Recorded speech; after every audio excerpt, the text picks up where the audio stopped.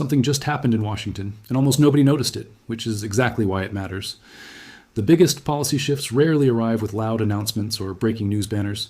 They slip quietly into official documents, buried under technical language, numbers, and bureaucratic details that most people never take the time to read. Yet those quiet moments are often where the real direction of a country begins to change, and this time is no different. Hidden inside a newly released Department of Justice budget proposal is something that could signal a deeper shift in how the Second Amendment is being approached at the federal level. If you weren't specifically looking for it, you probably missed it completely. But once you see it, it becomes very difficult to ignore. Depending on how you interpret what's written in this document, it could represent either a meaningful step toward reinforcing constitutional protections or simply a carefully worded signal designed to create the appearance of change without delivering anything substantial. That uncertainty is exactly what makes this story so important right now, because we're looking at the early stage of something that could become much bigger over time. To fully understand what is happening here, we need to zoom out and look at the broader context, because this document did not appear in isolation. It comes at a moment when multiple developments related to gun rights, federal authority, and constitutional interpretation are all happening at once, creating a convergence that is hard to ignore if you are paying attention. Reports indicate that the Department of Defense under Secretary Hegseth has expanded certain open carry permissions for military personnel in specific situations. Supporters describe this as a sign of increased trust in trained individuals and a reinforcement of readiness, while critics continue to question what this could mean in the long term, particularly in how it might influence broader conversations about firearm policy. At the same time, the United States Supreme Court has been reviewing several major Second Amendment cases that could have long-lasting implications for how firearm regulations are interpreted across the country. These include cases dealing with issues like magazine capacity restrictions and the authority of states to impose limitations on gun ownership. Although final decisions have not yet been announced, the fact that these cases are being considered at this level indicates that the legal framework surrounding the Second Amendment is still evolving, it is still being challenged, and still very much unsettled in certain areas. On top of that, there has been political movement involving the removal of Attorney General Pam Bondi. This development immediately sparked speculation about what it could mean for the future direction of federal enforcement priorities. Because leadership changes at that level often signal shifts in how laws are interpreted and applied. When you combine all of these developments together, it begins to paint a picture of a system in motion, a system where multiple pieces are shifting at the same time. That brings us directly to the document at the center of this discussion. At first glance, it looks exactly like what you would expect from a government budget. Dense, technical, and filled with financial allocations that most people would never read in detail. However, hidden within this document is a section that stands out in a way that is difficult to ignore, because it directly references the protection of constitutional rights, including the Second Amendment. That alone is enough to raise questions about what might be happening behind the scenes. Historically, budget documents are not where you typically see such targeted references to specific constitutional protections.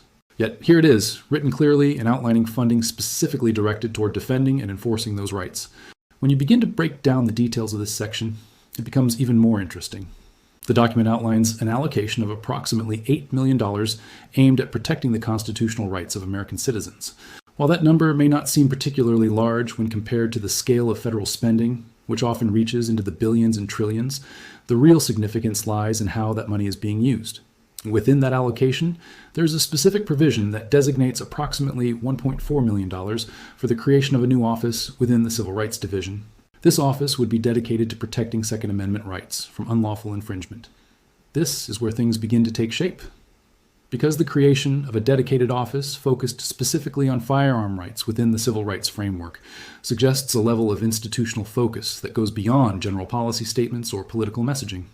It represents a structural approach, a formalization of priorities that could influence how cases are handled, how investigations are conducted, and how enforcement decisions are made at the federal level.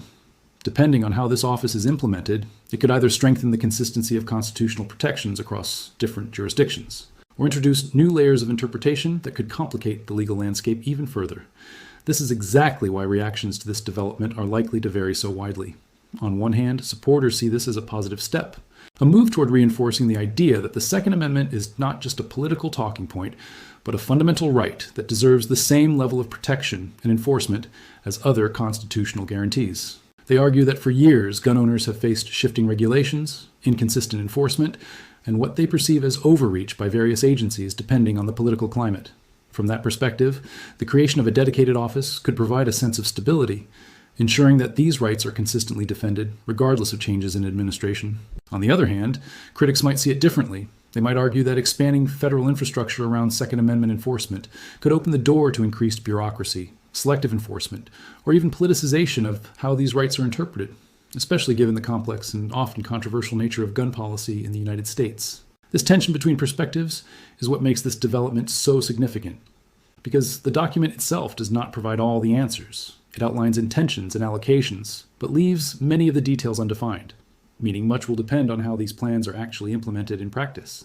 That uncertainty becomes even more apparent when we move to the second major component of the funding outlined in the document. Approximately $4.8 million is allocated to what is described as a firearm rights restoration initiative managed through the Office of the Pardon Attorney. According to the language in the document, this initiative is intended to create a structured pathway for individuals who have completed their legal obligations to potentially regain their Second Amendment rights.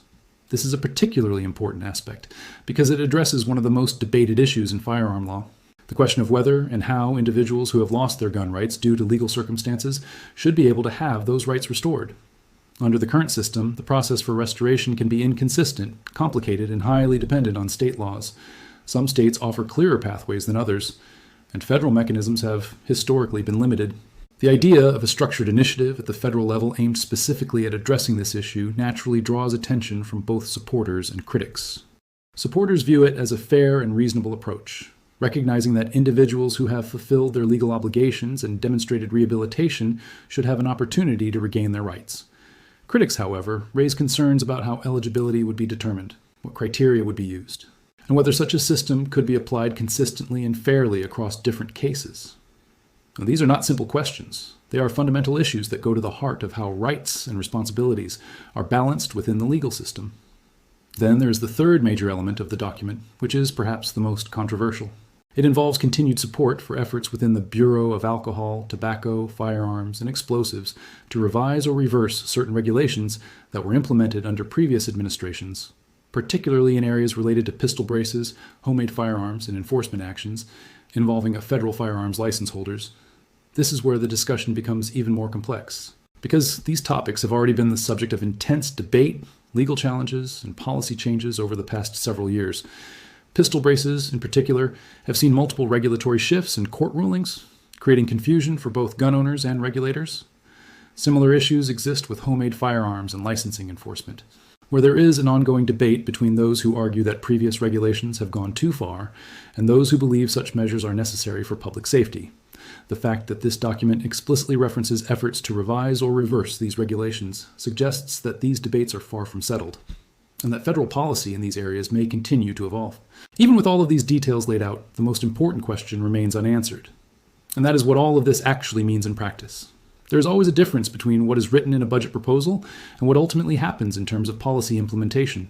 In Washington, it is not uncommon for documents to outline ambitious goals that are later scaled back, modified, or even abandoned depending on political, legal, and practical considerations. While this document may signal a certain direction or set of priorities, it does not guarantee that those priorities will be fully realized. That is why interpretation of this development varies so widely depending on perspective. Some see it as a meaningful step towards strengthening constitutional protections and correcting what they view as past overreach, while others see it as a limited or symbolic gesture that may not lead to significant change. Ultimately, the truth may lie somewhere in between, because policy shifts of this nature often unfold gradually over time rather than all at once.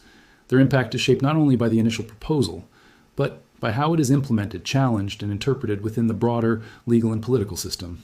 This is what makes the situation so important to watch. Because regardless of where you stand on the issue, the fact that these discussions are taking place at the federal level indicates that the conversation around the Second Amendment is continuing to evolve. It is becoming more detailed, more complex, and more central to the national political landscape. As new developments emerge, whether from the courts, the executive branch, or legislative proposals, they will add new layers to this ongoing debate. That brings us to the point where the responsibility shifts from simply observing these changes to actively thinking about what they mean and how they might shape the future. Documents like this do not exist in a vacuum. They are part of a larger process that involves public input, legal interpretation, and political decision-making. Understanding them is the first step toward engaging with the issues they represent.